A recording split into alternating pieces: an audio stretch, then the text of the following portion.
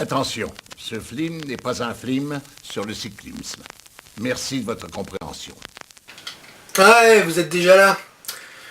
Bon bah j'imagine que j'y retourne, hein.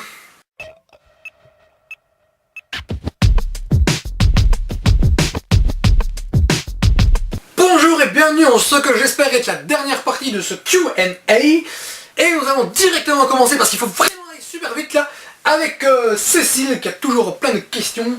Et donc là, elle ne déroge pas à la règle. Un film avec Hellboy et Batman dedans, tu serais pour ou contre? Totalement contre parce que c'est pas du tout le même univers. Il y a un moment, faut pas non plus mélanger les couilles et les glands. C'était ma petite vulgarité du début d'émission, ça me fait grandement plaisir. Donc non, faut pas déconner. De tous les films que tu as vus, quelle est la créature monstre que tu aimerais avoir à tes côtés? Hellboy, justement, on en parlait. J'adorerais être pote avec Hellboy. Je veux dire, la scène de Hellboy 2, où il est avec Abe complètement bourré, en train de chanter I Can't Smile Without You. Chef-d'œuvre absolu, quoi. Tu vois, je veux dire, moi j'ai envie de faire ça avec mon meilleur pote. Même si je suis pas très porté sur l'alcool, pour Hellboy, je me bourre la gueule. Pas de problème. Si tu pouvais réunir 3 réalisateurs pour faire un film, lesquels choisirais-tu? Spielberg, Jackson, Del Toro. Tout simplement. D'ailleurs, d'une certaine manière, ils ont quasiment tous travaillé ensemble. Spielberg et Jackson sur Les Tintins, et Del Toro, Jackson sur Le Hobbit. Maintenant, pour moi, c'est vraiment les 3 meilleurs. Je pourrais citer aussi, par rapport à ce qu'ils arrivent à faire, James Cameron, mais je suis moins fan de James Cameron parce que je suis pas fan de son écriture. Je pense qu'il gagnerait beaucoup à faire écrire ses scénarios par quelqu'un d'autre, d'ailleurs. Voilà, c'était dit, mais Spielberg, Jackson, Del Toro, pour moi, c'est vraiment les 3 mecs qui me procurent le plus de jouissance au cinéma, quoi, clairement. C'est les mecs qui sont capables de faire des petits films et de te procurer de l'émotion et en même temps de faire un gros blockbuster, tu vois, c'est pour ça. Dis-nous quels acteurs tu aimerais voir dans le même film, pas plus que 5. Il y en a beaucoup trop, quoi. J'adorerais voir Idris Elba, Clive Owen ensemble, j'adorerais tous ceux que je citais comme les meilleurs acteurs, j'adorerais voir Stallone, Schwarzenegger, qu'ils vont enfin faire ensemble, j'adorerais voir... non, il y a trop là, je peux pas vraiment te répondre là-dessus, quoi. C'est un peu compliqué. Si Peter Jackson et Guillermo del Toro décidaient de faire un film à l'histoire identique, avec de grandes batailles et des monstres impressionnants dedans, mais chacun de leur côté, selon toi, lequel serait le meilleur? Le meilleur, je ne sais pas, mon préféré, ce serait évidemment Del Toro, parce que Del Toro, humainement parlant et émotionnellement parlant, me parle beaucoup plus que Peter Jackson et que n'importe quel autre réalisateur. Il touche à des trucs qui sont extrêmement intimes, pour moi en tout cas, ça me touche particulièrement, donc définitivement Guillermo del Toro. Tu vas faire un film avec seulement 10 000 euros, que fais-tu? Bon, en fait, avoir de la thune, c'est bien, avoir l'équipe qui va avec, des gens qui savent un minimum faire le travail, c'est mieux. Je ferais une comédie, je pense, un truc un peu full-track, mais hautement improbable et sympathique. Parce que voilà, avec 10 000 euros, à moins d'être un génie visionnaire, tu vois, on va revenir un peu sur Peter Jackson et Sam Raimi, quand tu vois Evil Dead ou Brain Dead, il faut savoir le faire, quoi. Tu te dis, il n'y a pas de pognon, ok, donc tout le monde peut le faire. Non, tout le monde ne peut pas le faire. Tout le monde ne peut pas le faire du tout. Donc voilà, je pense que j'irai plutôt vers la comédie. Tu as le pouvoir d'effacer de l'esprit des gens une suite, tu effacerais laquelle? Comment tu veux que je décide? Il y en a tellement. Je pense que ce serait majoritairement Die Hard 4. Et maintenant, il va y avoir Die Hard 5 aussi, donc il y a beaucoup trop. Un jour, tu es allé au cinéma et tu as regretté d'avoir dépensé de l'argent pour quel film? Pareil que la réponse précédente, quoi, il y en a beaucoup trop, quoi. C'est assez hallucinant le nombre de thunes que j'ai pu dépenser pour des merdes. Te souviens-tu du premier film pourri que tu as vu? Et quand je dis pourri, c'est pas un nanar, c'est tellement nul que tu ne veux pas le revoir. Non, par rapport à ce que je disais dans la première ou la deuxième partie, je ne sais plus, je suis un peu paumé maintenant, j'ai la faculté de très vite oublier un truc pourri que j'ai vu. Donc en l'occurrence, je suis très heureux de ne pas pouvoir répondre à ta question. La fin du monde est là, en face de toi, et se trouve... Ah putain, je ne sais même plus dire, je suis fatigué. Il va être 23 h, hein. J'ai fait que ça de ma soirée. Je suis en train de me plaindre, là, hein. J'espère que vous me plaignez de chez vous. La fin du monde est là, et en face de toi se trouvent Stallone, Van Damme, Chuck Norris et Nicolas Cage. Tu ne peux en sauver qu'un seul pour qu'il t'aide à sauver le monde. Tu choisis qui? Nicolas Cage, définitivement. Pas parce que c'est le plus badass ou quoi que ce soit, c'est juste pour faire des jeux de perruques, histoire de bien rigoler avant de crever. Selon toi, qui est le réalisateur de demain? j'ai envie de dire Jamel Debbouze pour la blague de demain. Et ensuite, plus sérieusement, Jean-Marie Elander, j'avais parlé de son Rare Exports, et je continue de penser que ce mec-là, tu lui files un budget et tout ça, il va te faire un chef-d'œuvre absolu. C'est obligé, Rare Export était déjà un petit bijou, donc voyez, c'est pas encore fait, allez revoir la chronique que j'avais faite du film, c'est vraiment un bijou, foncez voir ce film, vraiment, c'est important, ce mec-là a beaucoup d'avenir, si on lui propose évidemment des budgets confortables, où ça dépendra évidemment de sa faculté à rebondir par rapport à ça, mais bon. Voilà. Donc maintenant nous repassons sur Carole, c'est dégueulasse. Quel est ton compositeur préféré? Putain, je ne sais plus lire du tout.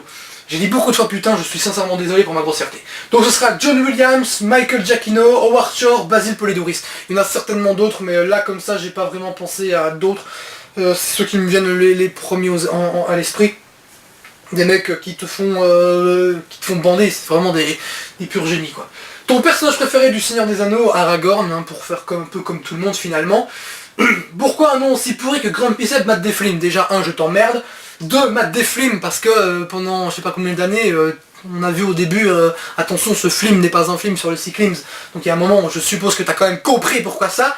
Et ensuite Grumpy Seb, parce que c'est mon surnom, comme il paraît que je râle tout le temps, on m'a appelé Grumpy. Mon cousin m'a appelé Grumpy, c'est un peu resté. Et puis je me suis dit, tiens, je vais faire une chronique qui s'appellera l'humeur de Grumpy Seb. Et voilà, c'est resté, Grumpy Seb.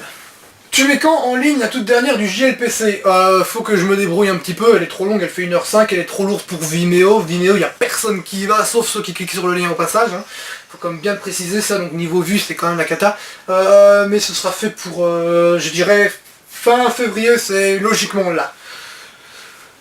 Ton jeu vidéo préféré, Final Fantasy VII, évidemment, je sais que j'ai été un peu off-market pendant quelques années, mais même en suivant un peu le truc, de toute façon ça touche au cœur, hein, ce genre de truc. Hein. Tu peux pas nier que j'ai vécu des trucs devant ce jeu-là, je me levais quand même à 6h du matin en semaine avant d'aller à l'école pour jouer au jeu, quoi. Donc, et je revenais de l'école, tu sais, mes examens, moi j'étudiais le soir, on allait dormir le reste de la journée pendant que ma mère travaillait, je jouais au jeu. Donc voilà quoi. Donc Final Fantasy VII, si tu pouvais choisir, tu serais né à quelle époque? Dans les années 70 pour être ado dans les années 80 parce que c'était la meilleure période au monde. Pourquoi Locke est ton personnage préféré de Lost? Parce que homme de science et homme de foi. C'est-à-dire que dans la vie, je serais plutôt homme de science évidemment, mais quand je suis devant une œuvre de fiction, je suis totalement homme de foi. J'accepte tout. C'est-à-dire, tu peux me faire n'importe quoi, je vais l'accepter à condition que ce soit évidemment bien fait. Je vais prendre l'exemple de l'Odyssée de Pi de Ang Lee, qui pour moi est juste un des meilleurs films de l'année, enfin même pas pour moi, c'est un des meilleurs films de l'année, c'est un chef-d'œuvre absolu, c'est absolument magnifique. Le truc est tout simplement hallucinant et pourtant ça parle beaucoup de Dieu quoi. Et j'aurais logiquement dû détester un film comme ça. Et non, parce que j'accepte cette idée, c'est de la fiction, j'accepte tout ça. Super-héros préféré, détesté, il n'y a pas de super-héros que je déteste particulièrement.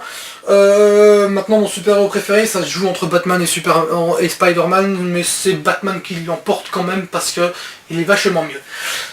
Voilà, c'était pour Carole, passons maintenant à Greg, c'est les dernières questions, ce sera donc la dernière chronique. Alors, Greg me demande quel est mon Miyazaki préféré. J'ai la chance d'avoir aimé tous les Miyazaki, même si ma limite, j'aime bien le film, mais ma limite se trouverait être Kiki la petite sorcière. Même si, tu vois, il y en a qui compareraient à Totoro, moi j'ai envie de dire, ok, attends, une seconde. En parlant de Totoro, il est là, il va m'accompagner pour le reste de la chronique, s'il tombe pas, voilà, il tombe pas.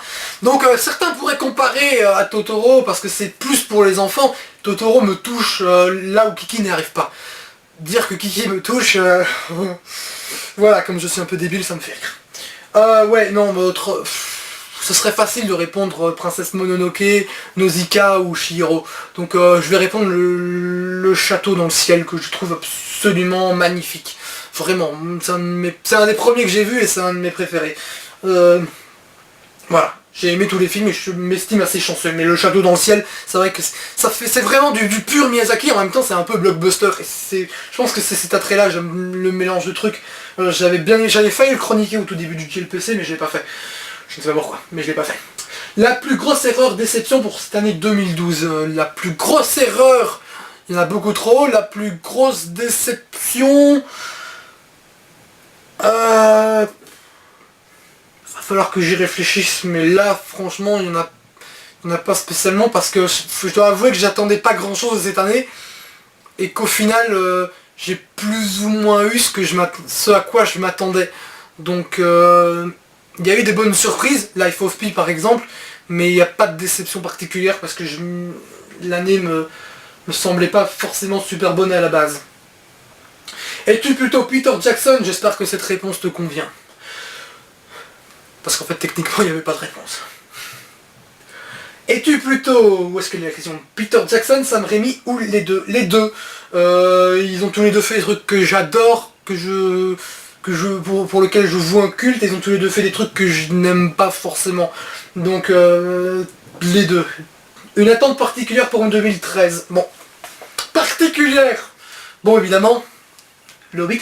Mais autrement, on a donc Django Unchained, Zero Dark Thirty, Jessica Chastain Again, comme ça j'ai prononcé son nom dans les 3 chroniques, je suis content. Oblivion, Star Trek, Man of Steel, putain, Man of Steel quoi. Je m'attendais pas à kiffer autant le trailer quoi, parce que j'aime pas Zack Snyder.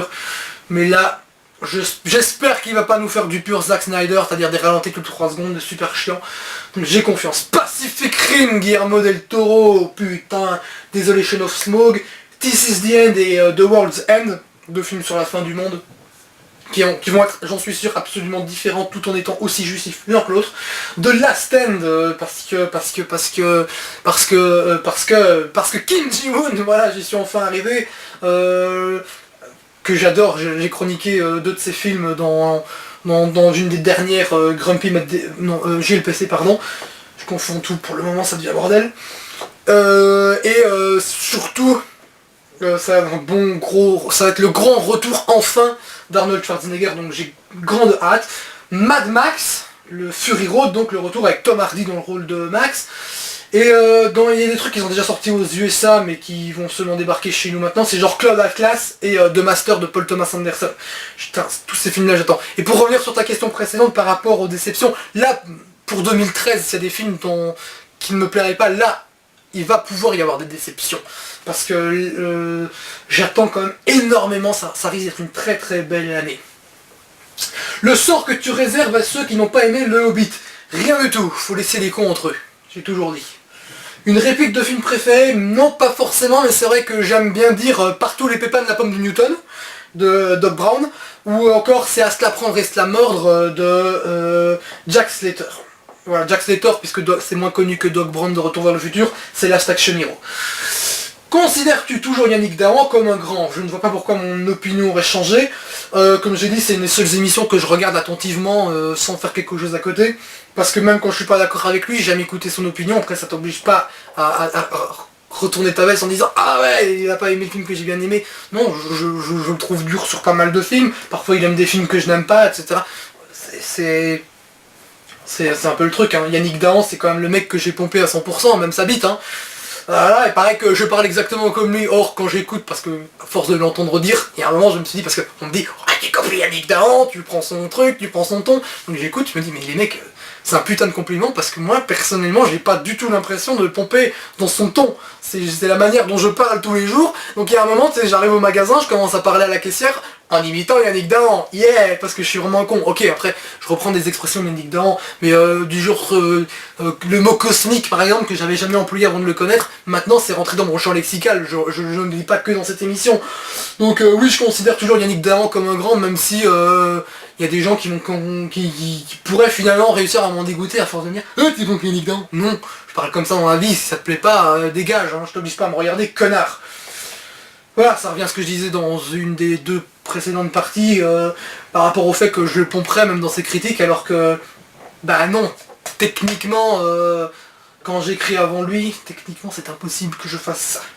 Donc voilà, les dernières questions de Greg, et surtout, est-ce que t'es baise? Franchement, je te trouve culotté d'oser poser cette question par rapport à ce que je t'ai mis hier soir, gros coquin. J'espère d'ailleurs que tu as pris ton pied, mon cochon. Voilà. Et il n'y a plus de questions. Je l'ai fait. Ouais, je l'ai fait. Ça va être super long. J'ai mis juste énormément de temps. Putain, je sais pas combien de temps j'ai mis, mais plus d'1 heure pour enregistrer tout ça. Donc maintenant, ben, je vous souhaite, je ne sais plus du tout quoi. Faites ce que vous voulez, amusez-vous. faites-vous plaisir, si vous avez quelque chose de prévu maintenant, allez le faire, si vous n'avez rien de prévu, sortez vos bites, branlez-vous, les filles, mettez-vous un doigt dans la chatte, parce qu'il paraît d'ailleurs, jeunes gens, que parler de se mettre une boule de cristal dans le vagin, c'est très drôle, mais quand moi je dis qu'il faut qu'elle se met un doigt dans la chatte, la demoiselle, ça, ce n'est pas drôle, c'est juste grossier. Oh mon dieu. Il va vraiment falloir que je fasse du ménage dans les connaissances. Oui, là, je me fais plaisir, hein. De toute façon, les gens ne regardent pas forcément mes chroniques dans mes amis Facebook, etc. Donc je m'en fous. En fait, les gens qui regardent mes chroniques, c'est des gens que je ne connais pas. Les gens que je connais, il y en a 3, 4 maximum qui regardent, donc faisons-nous plaisir. Donc je peux tacler qui je veux, c'est ça le plaisir. Le grand plaisir de faire ce que je fais. Donc voilà, on en a terminé. Eh bien, on se donne rendez-vous très bientôt pour une chronique de film. Comme j'ai dit, je vais en faire 10 de Grumpy Mat des films. Après, on avisera pour si je continue ou pas. Sur ce, je vous souhaite plein de bons trucs. Masturbez-vous, mettez-vous dans les chats parce que c'est beaucoup plus amusant que de se mettre une boule de cristal, ce qui n'était pas drôle comme je l'ai dit précédemment. Mon ami Totolo vous souhaite une merveilleuse journée, une merveilleuse semaine, un merveilleux mois, une merveilleuse année. Et si avec tout ça vous n'êtes pas content, vous pouvez toujours aller vous faire enculer. C'est pour le même prix. Ciao. Yippee-ki-yay, motherfucker.